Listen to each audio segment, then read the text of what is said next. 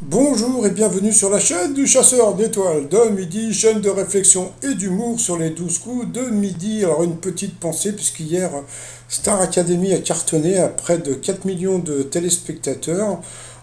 Pour une fois que TF1 bat le commissaire Magellan, c'était à souligner. Sinon ça va commencer, petit résumé des 12 coups de midi présenté par moi-même et Jean-Luc Reichmann. Bon, il est arrivé avec un nouveau t-shirt, hein, Bad, puisqu'aujourd'hui donc dans l'émission c'est Halloween, donc ce que j'aime bien c'est que ça a été tourné il y a 2 mois, donc voilà, ça me fait toujours rire. Donc petite anecdote d'hier soir, vers 22 heures on a sonné à ma porte, et puis il y avait une dame d'origine africaine avec un boubou et un masque. Et quand je les ai vus, j'ai dit, je suis désolé, j'ai pas de bonbons. Elle me dit, non, non, c'est pas pour ça, c'est qu'il y a une fuite. Donc c'était parce qu'il y avait une fuite. Voilà, donc bon, bah voilà. En plus, aujourd'hui, j'ai vu que Jean-Luc Reichmann avait sorti des bonbons ou le Covid, une connerie que j'avais sortie il y a 2 jours. Donc, Kefren était venu avec ses parents, qui n'étaient pas déguisés, hein, donc il y avait juste le papa qui avait mis un sweat orange pour marquer le coup. Au coup d'envoi, la première question, dans quel pays peut-on voir le Colisée ou le pont des Soupirs? Donc bien sûr, c'était l'Italie. Après, vous aviez Coco, Corinne, qui était venue avec les belles filles et la petite fille de Corinne qui était en train de pleurer parce qu'elle voyait Corinne dans la télé qui n'était pas avec elle. Alors la question d'après une étude relayée par Forbes, quel est le film d'horreur le plus effrayant de tous les temps? Eh bien, c'était The Sinisters. Ensuite, vous avez Gabriel qui était venu avec ses parents, bonjour, qui était en orange eux aussi. Les couleurs orange comme ça me fait penser, c'est pas tellement Halloween, on dirait des vendeurs de, je sais pas, le roi Merlin, je crois, que je sais plus quelle marque, bon c'est pas grave. Alors, d'où vient l'expression les doigts dans le nez? Eh bien d'une course épique, eh bien, vous connaissez pas l'expression.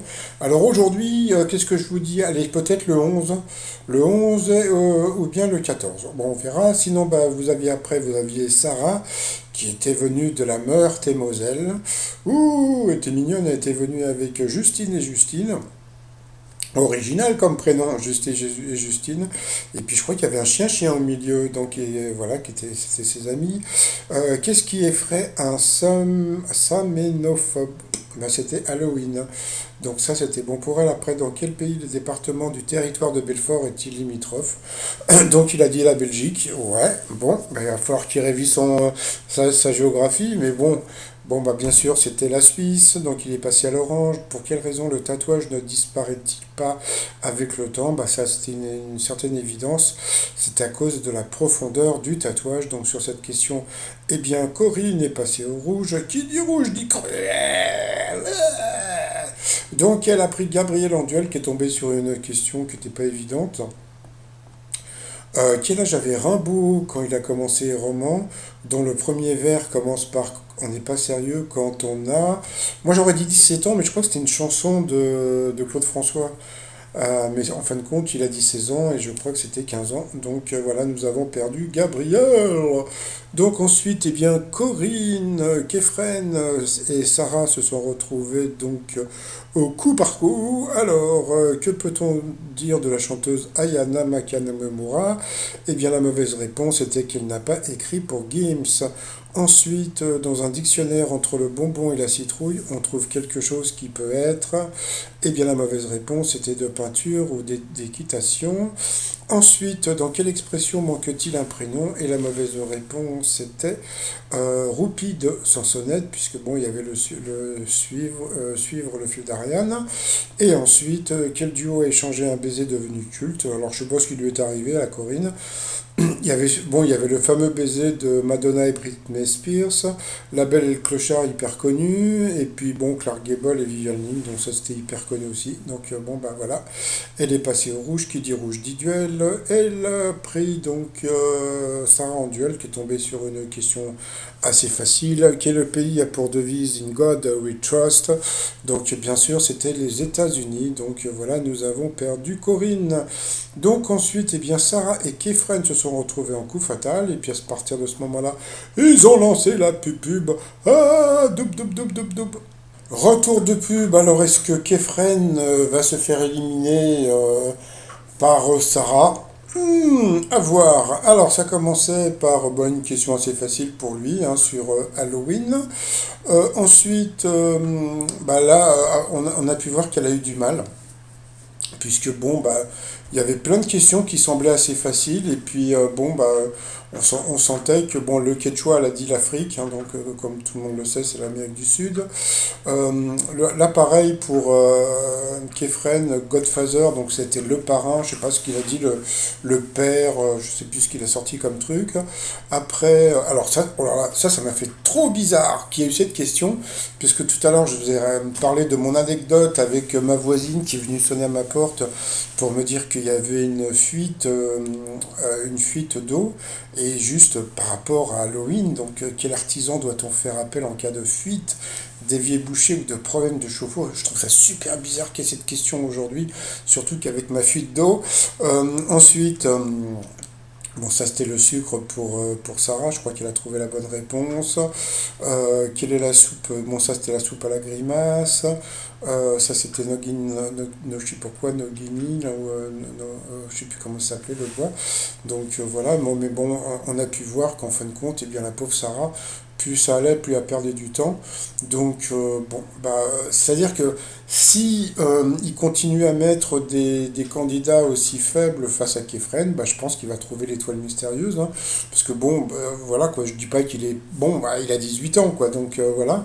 Donc bon, bah à la fin, donc bah il a gagné, et la pépère, et la Dudu, mais bon, elle semblait abattue, mais bon, le truc, il faut répondre aux questions, donc bye bye. Ah, Sarah, par rapport au coup de maître, alors, le constat amiable est un document établi entre deux personnes qui se sont, donc voilà, encastrées, on va dire.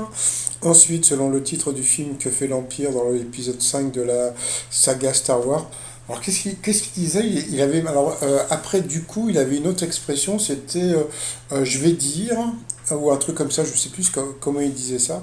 Je crois que je vais dire ou je crois que ou je sais plus, bon c'est pas grave. Donc c'était donc l'Empire contre-attaque, donc bien sûr. Dans quelle ville d'Espagne est né Antonio Bandera? Donc ça, c'était pas évident. Donc il a dit Barcelone, c'était, je crois, à Malaga.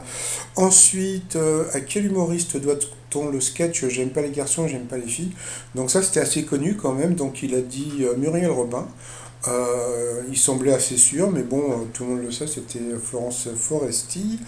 Et puis après, quel prénom est associé à la lanterne creusée dans les citrouilles d'Halloween? Donc bien sûr, c'était Jack. Donc moi je crois qu'il y avait un film de Tim Burton avec Jack, je sais plus quoi. Donc bah, voilà, il a gagné 100 balles, donc ça lui change, hein, donc ça lui fait 50 euros. Donc voilà, donc bon, c'est pas cher payé pour Halloween. Donc voilà. Par rapport à l'étoile mystérieuse, donc bon bah on voit un peu plus le comment dire le coquelicot là en bas à gauche. Donc bon il n'y a pas d'autre changement. Moi je vais rester sur comment dire Elena Noguera.